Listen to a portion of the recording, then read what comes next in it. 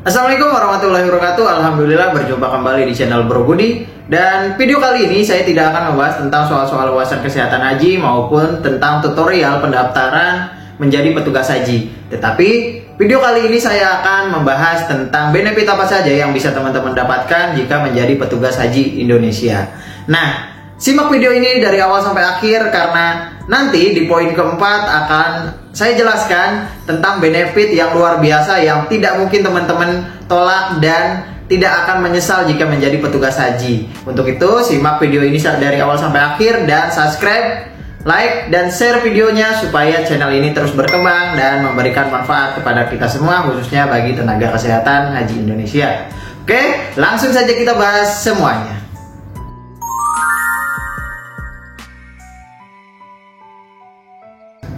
Nah teman-teman, menjadi petugas haji Indonesia merupakan impian atau cita-cita bagi beberapa tenaga kesehatan, terutama yang beragama Islam. Kenapa? Karena bukan hanya kita memandikan diri kita atau melaksanakan tugas kita menjadi petugas haji yang melayani tamu Allah, tetapi akan ada beberapa keuntungan atau benefit yang bisa kita dapatkan.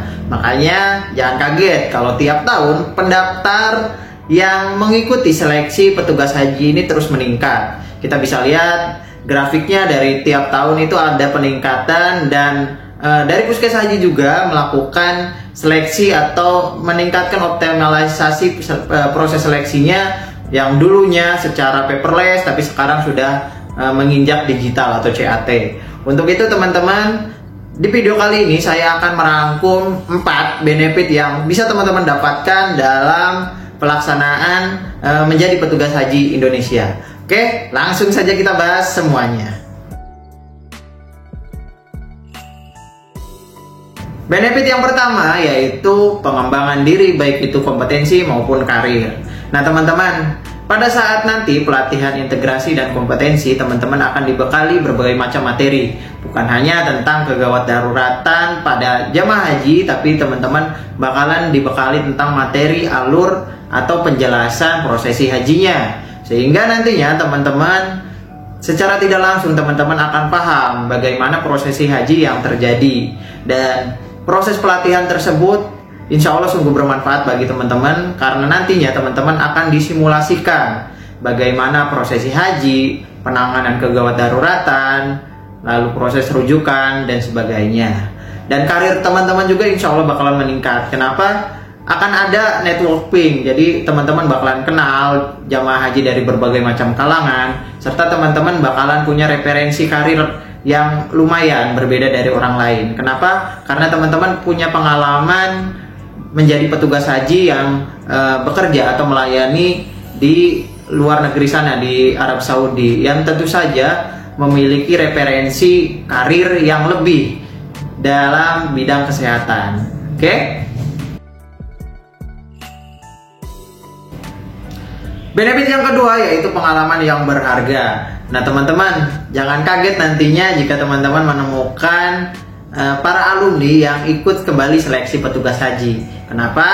Karena menjadi petugas haji merupakan pengalaman yang luar biasa yang tidak bakal teman-teman lupakan. Karena nantinya di sana kita bukan hanya berinteraksi dengan jamaah haji Indonesia, tapi kita juga di sana akan berinteraksi dengan jamaah dari negara-negara lain yang punya banyak cerita dan tentu saja banyak banget pengalaman atau kejadian-kejadian yang luar biasa.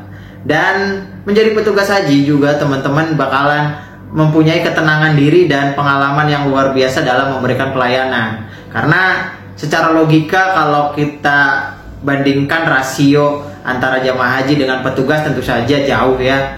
Seperti kalau TKH atau petugas haji kesehatan kloter yang terdiri dari 3 orang, 1 dokter dan 2 perawat menangani lebih dari 400 jamaah, tentu saja secara rasio itu luar biasa bedanya. Tapi insya Allah pada saat pelaksanaan nanti semua bisa tercover dengan cara kita melakukan integrasi dengan teman-teman petugas lain maupun teman-teman jamaah, baik itu karom, karu, dan sebagainya.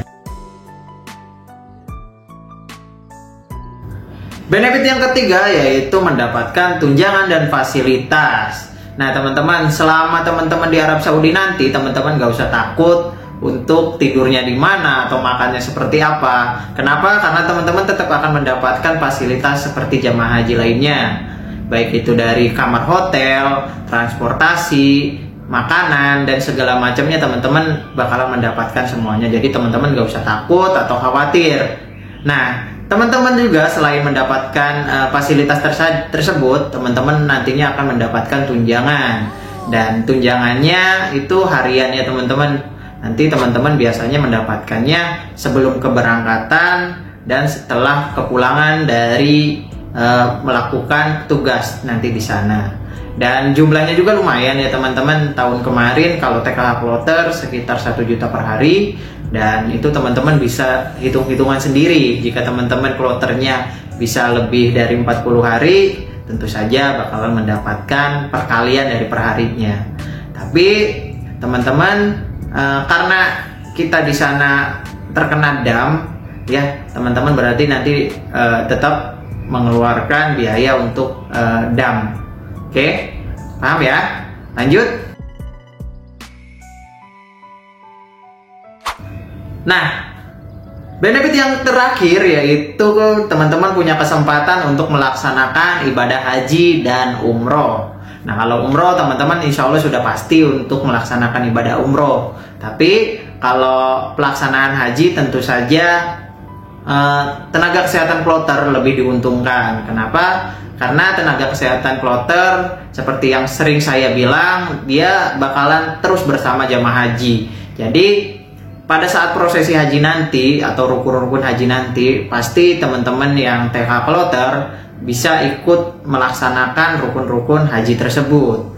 Meskipun tetap pada saat pelaksanaannya teman-teman tidak boleh melupakan tanggung jawab teman-teman sebagai petugas haji. Karena sekali lagi tugas kita adalah ibadah kita. Jadi teman-teman dalam melaksanaan tugasnya itu merupakan ibadah dalam pelaksanaan prosesi hajinya.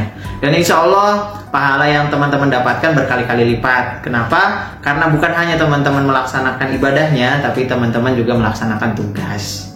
Oke? Dan kalau PPIH mungkin bisa ya, tapi sekali lagi karena kalau PPIH itu biasanya ditugaskan di sektor-sektor atau wilayah-wilayah tertentu. Jadi dia tidak lebih leluasa untuk melaksanakan ibadah hajinya. Tapi insya Allah semuanya punya kesempatan yang sama dalam melaksanakan haji. Yang penting teman-teman, sekali lagi kita berangkat ke sana untuk melaksanakan tugas, bukan menjadi jamaah haji. Jadi teman-teman mesti membedakan. Ada saatnya teman-teman menjadi petugas, ada saatnya teman-teman dalam melaksanakan ibadah. Jangan sampai melupakan tanggung jawab teman-teman sebagai petugas haji. Oke? Nah teman-teman, mungkin itu saja benefit-benefit yang bakalan teman-teman dapatkan setelah teman-teman lolos seleksi petugas haji dan teman-teman berangkat melaksanakan haji ke Arab Saudi nanti. Dan di akhir video ini nanti saya akan melakukan memutarkan sebuah video dari teman-teman TKH Kloter 2024 dan insya Allah nanti teman-teman referensinya bisa teman-teman dapatkan di Instagram ini ya teman-teman ya. Silakan teman-teman nanti lihat di Instagram ini. Nanti teman-teman bakalan bisa melihat atau mendapatkan video-video tentang kegiatan apa saja yang akan kita laksanakan terutama pada tenaga kesehatan Kloter.